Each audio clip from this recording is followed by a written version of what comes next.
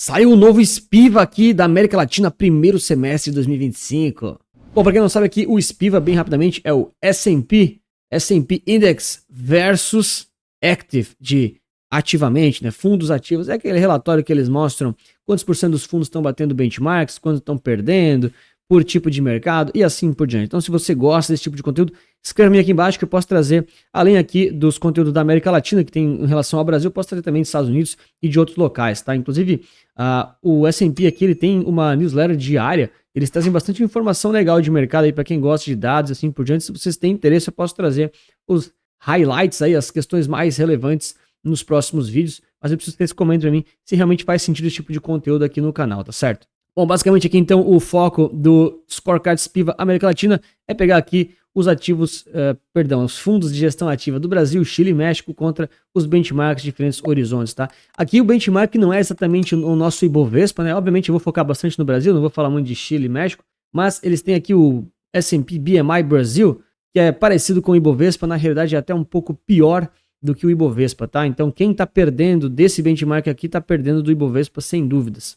Interessante aqui um quadro bem interessante sobre o percentual dos fundos ativos que foram superados ali pelo seu benchmark, né? por algum índice que você poderia comprar ali praticamente através de um ETF ou pelo menos um benchmark de mercado. Então, novamente, eu vou excluir aqui rapidamente Chile e México, só para não confundir aqui a cabeça de ninguém. E a gente tem aqui então algumas informações como renda variável Brasil, fundos large cap Brasil, fundos Mid Small Cap Brasil, dívida corporativa aqui nesse canto e dívida pública do Brasil. Tá? O que isso aqui quer dizer na prática? Quanto menor essa barrinha aqui, quanto menor ela é, mais próxima de zero, quer dizer que melhores foram os fundos, tá? Porque justamente diz aqui, né, fundos superados pelo benchmark. Se 0% foi superado pelo benchmark, quer dizer que todos os fundos bateram o benchmark, né? Olha só, que curioso, esse benchmark foi superado por todos. Né, logicamente não acontece muito, mas essa é a lógica, tá? De forma que se tá muito aqui para cima, né, que a gente tá vendo aqui, por exemplo, quer dizer que grande parte desses fundos, desses segmentos específicos estão perdendo ali para o seu benchmark, tá certo? E aqui embaixo a gente tem então em relação aos períodos analisados, tá? Então cada cor aqui em relação a uma barrinha tá no gráfico, né? Enfim, eu não vou falar as cores porque para quem não sabe eu tenho um pequeno grau de daltonismo, então eu sempre erro as cores. Mas essa é a ordem, tá? Então, enfim, né, da esquerda para a direita, acumulado no ano, que são esses primeiros 6 meses, 1 ano, 3 anos, 5 anos e 10 anos. O que a gente espera naturalmente nos períodos mais curtos, como 6 meses, 1 ano, até 3, muitas vezes os fundos conseguem performar melhor do que os benchmarks. Né? Por quê? Porque no curto prazo a gente tem vários efeitos aí, às vezes da dispersão, da fuga da média, a gente tem outliers explicados aí pela estatística, acontece. Mas no médio e longo prazo, 5, 10 anos, a tendência é realmente as coisas terem um padrão um pouco mais estável, vamos dizer assim, tá? Então, os dados de curto e médio prazo, curto e curtíssimo prazo, são confiáveis, tá? Tudo certo, esses dados aqui são bem confiáveis, mas é normal a gente ver uma melhora bem grande ali em relação ao curto prazo versus o longo prazo, tá? E isso que a gente percebe aqui na maioria das categorias. Então, poxa, renda variável Brasil e fundos large cap Brasil. E a gente tem aqui barrinhas bem pequenas, né? Só na faixa aqui de 18%, na faixa aqui de 35%, mais ou menos, acumulado nesse ano. Já fundos de mid small cap já não foi tão bom, né? Já perdeu aqui mais da metade, né? 60%, aqui ó, no caso, estou olhando isso aqui, 60% acabou perdendo aí para o benchmark. Eu costumo dizer aí que, poxa, se menos de 50% está perdendo do benchmark, quer dizer que está sendo um ano bom para a indústria de fundos, tá? Porque, poxa, mais da metade deles estão conseguindo bater o índice. É um resultado bom, querendo ou não. Tá? Mas nesse caso aqui, pelo menos para mid small cap, não estão conseguindo. A gente ainda tem aqui dívida corporativa do Brasil, que, cara, por algum motivo está com um cenário muito, muito horrível. Então, poxa, realmente acima de 90% está perdendo aí em relação ao benchmark. E também aqui tem dívida pública, um percentual considerável também aqui, quase na faixa dos 80%, mais ou menos. Ou seja, o mercado de renda fixa, basicamente aqui, a gente está tendo resultados relativamente ruins em relação ao benchmark, e já a renda variável aqui, small caps também um pouco ruim, mas renda variável geral e fundos large cap até que estão bem, tá? De novo, não é que esses caras aqui estão perdendo dinheiro, eles estão perdendo do benchmark, tá certo? Aí teria que olhar cada benchmark, quantos por cento rendeu. Por exemplo, se o benchmark rendeu 10%, mas o fundo rendeu 9,9%, ele está perdendo, tá? Enfim, às vezes não está perdendo por tanto, é verdade. Da mesma forma que se ele bateu 10,1%, ele tá vencendo, mas também não quer dizer que está vencendo, digamos assim, por muito, né? Então não é esse o ponto de toda a análise aqui de forma mais direta. E aqui fica nítido aquilo que eu comentei, né? Quanto mais o tempo passa, ó, pode ver as barrinhas seguintes aqui, né? No caso essa última aqui de cada uma dessas colunas, de cada um desses blocos, é de 10 anos. A tendência é ela realmente subir, né? A gente percebe que nessas faixas aqui, ó, justamente aqui até já tem 3 anos, né? Mas eu diria mais 5 e 10, tá? 5 e 10 é um pouquinho mais comum a gente ter resultados já um pouco piores, vamos dizer assim, tá? Isso aqui de forma mais geral, assim, no olho, principalmente 10 anos aqui, né? Nessas faixas, vamos dizer assim. É aquilo que eu comentei em relação a justamente as anomalias estatísticas, vamos dizer assim, do curto prazo, ou então a sorte, né? Pode ser explicado pela sorte em alguns casos, ela meio que vai desaparecendo e vai voltando para a média. O que mais vai acontecendo? Você deixar o like, se inscrever no canal para mais vídeos e análises como essa. Tem um resuminho aqui. Basicamente, o mercado brasileiro aqui terminou aqui com esse S&P BMI com 16,3% de valorização, tá? Eles pegaram o primeiro semestre, não é agora em outubro, isso é ali de finalzinho de junho, mais ou menos. Não sai ao vivo, tá? Isso aqui realmente saiu em outubro. De novo, isso aqui é o S&P BMI Brasil, não é o Ibovespa. E aqui tiveram os outros benchmarks que se valorizaram 13,3% ou então 24%. Então eles reforçam aqui, né? Fundos mid small cap, mais de 60% aqui perderam para aquele benchmark. Os large cap, 36,5%. 18,5% large cap e 36,5% com os fundos de renda variável Brasil. E aqui eles ainda reforçam, né? Os gestores ativos de todas as categorias produziram resultados ainda piores em relação aos seus índices de referência no período mais longo de 10 anos, encerrado ali em junho de 2025. Então, taxa de desempenho inferior aí, ó, de 86%, 66,3% e 85% naquelas categorias ali de renda variável, né? Large cap, mid small, que a gente comentou anteriormente, tá? Ou seja, para 10 anos, é isso que eles estão falando, tá? 86% dos fundos de renda variável perderam para o benchmark, 66% dos fundos de large cap perderam para o benchmark e 85% para os fundos de mid small cap perderam aí para o benchmark, né? Então, são os dados, né? Claro, tem... Assim, pessoal, eu não vou passar todo o estudo, né? Pelo amor de Deus, senão esse vídeo aqui vai levar 3 horas, mas eles trazem todos os dados, metodologia, assim por diante, tá? E eu gosto sempre de falar isso porque às vezes a gente pensa, né? Mas o mercado de small caps tem muita assimetria, é muito fácil identificar oportunidades. Cara, talvez seja fácil esse ano. Então, se você tem a competência de gerir, assim, para curtíssimo prazo, beleza, tudo certo. Eu não trabalho dessa forma, mas eu sei que tem gente que trabalha e tem resultados bons, ok. Mas olha, a maioria das pessoas, mesmo falando aqui de mid small cap, que era para ser um mercado mais fácil, com mais assimetria, não estão conseguindo bater os benchmarks, tá? Eles falaram um pouquinho da dificuldade muito grande aqui para os fundos aqui relacionados à renda fixa. A gente viu, né, 95% perdeu do índice, 77% em relação ao corporativo e aqui ao público, ok?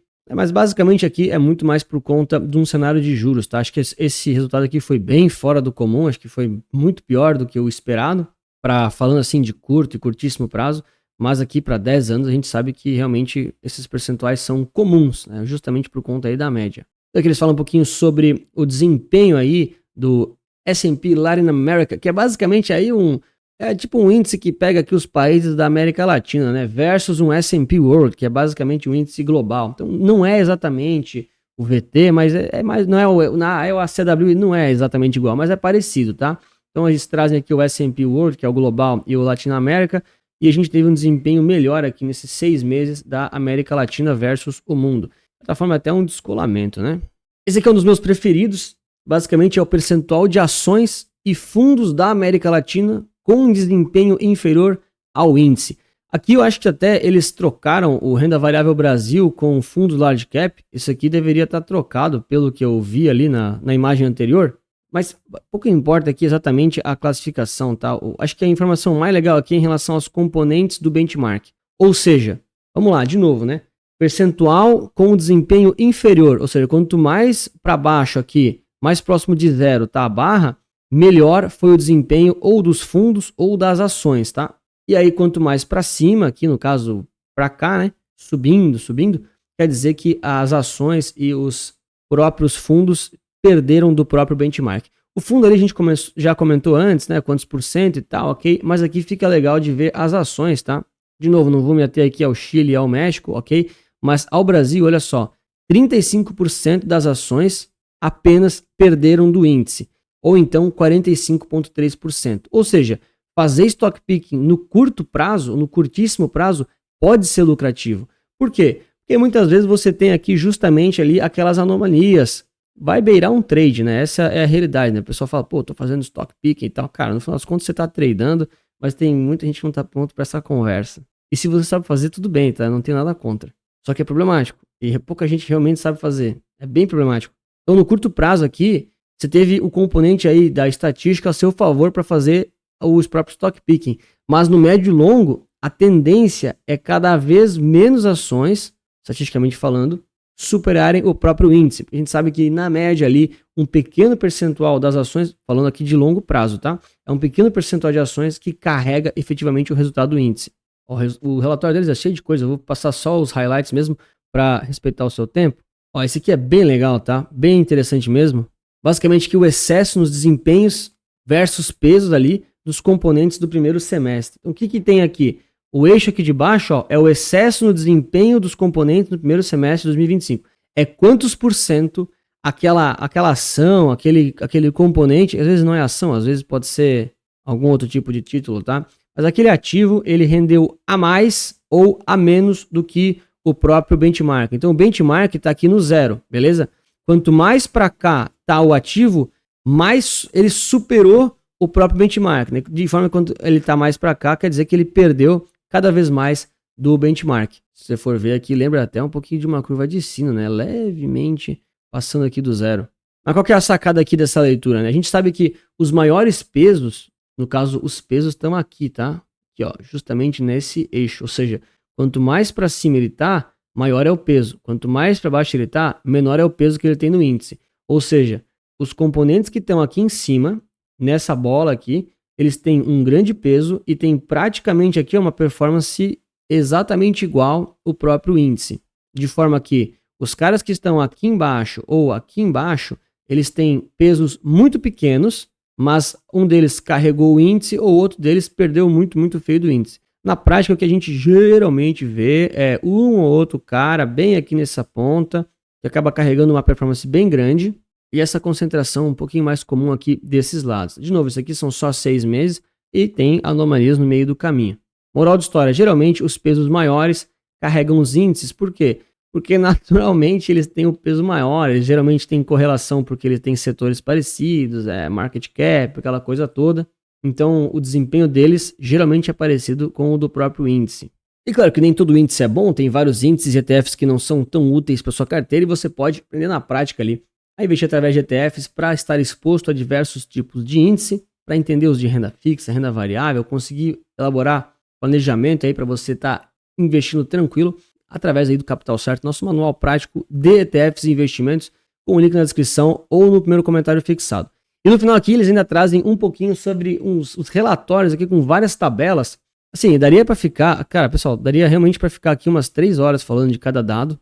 Então na página 12, tá, tem 27 páginas aqui, ó, você consegue ver tudo, eles explicam metodologia, como é que fazem a exclusão dos ativos ali e tal. Acho que a grande sacada é mais ou menos entender que, por exemplo, tá, pegar aqui essa tabela, né, que a gente já viu lá, basicamente, que estava girando o gráfico, essa específica, independente aqui do tipo, exatamente da classe que você está avaliando, se é renda variável, se é large cap, mid small, algum título específico, né, que a gente estava olhando, né, para quando é renda fixa, cara, na média aqui, né, no olho assim, a gente percebe que quanto mais o tempo passa, ou seja, quanto mais pro lado aqui dessa tabela a gente está tendo os resultados, maior a tendência dos percentuais de 10 anos serem grandes, mas sim, grandes mesmo, tá?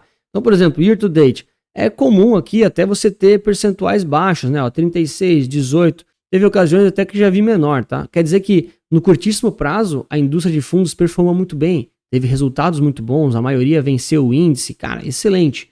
Mas no médio e no longo, que são esses dois caras aqui, ó, 5 e 10 anos, geralmente a tendência é você ter aqui percentuais um pouco maiores, tá?